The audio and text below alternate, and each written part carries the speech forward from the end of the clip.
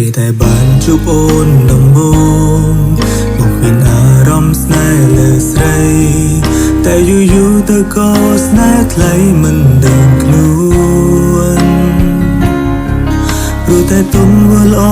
របងនួនឡងបានធ្វើឲ្យបេះដូងបងងងរួនស្រលាញ់ស្ងួនភរិយាល្អរបស់បងដឹងទេអូនអាចាអាចយកបានបេះដូងបងនួនឡងអាចធ្វើឲ្យបងភ្លេងនាងចាំងអូនជាភរិយាល្អមានចិត្តស្មោះសរបងស្ញំស្ញើយអូនខំប្រឹងប្រែងតស៊ូនៅក្នុងជីវិតបងពិតជាមានមោទនភាពដែលមានសំណាងបានអូននៅ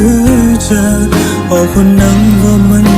ដែលព្រមរួមរស់ក្បែរបង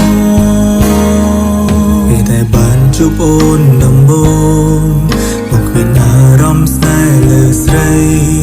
តែយូរទៅក៏ស្នេហ៍ថ្លៃមិនដឹងខ្លួនព្រោះតែទុំវល់អរបងនួនឡងបានធ្វើឲ្យបេះដូងបងងងរួនស្រលាញ់ស្ងួនស្រលាញ់ជារៀងរហូតដឹងទេអូនអាចាអាចយកបានបេះដូងបងនួនឡងអាចធ្វើឲ្យបងភ្លេងនាងចាំង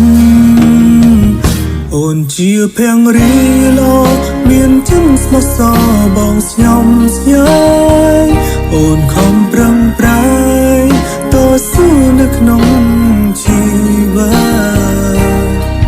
បងពិតជាមានមោទនភាពដែលមានសំណាងបានអូននៅចិត្តអរគុណណាស់ក៏មិនដែលព្រមរួមរស់ក្បែរបង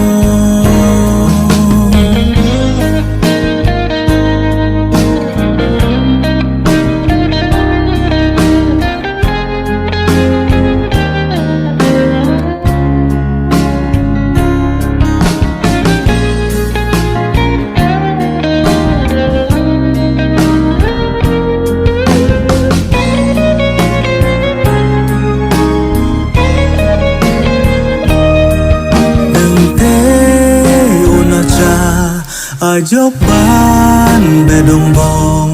នួនឡងអាចធ្វើឲ្យបងភ្លេងនាងចាំង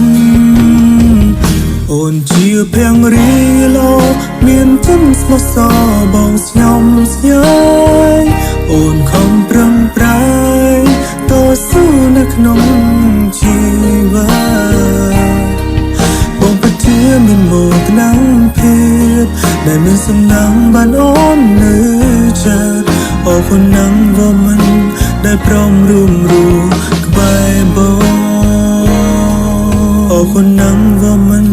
ដែលព្រមរួមរស់ក្បែរបង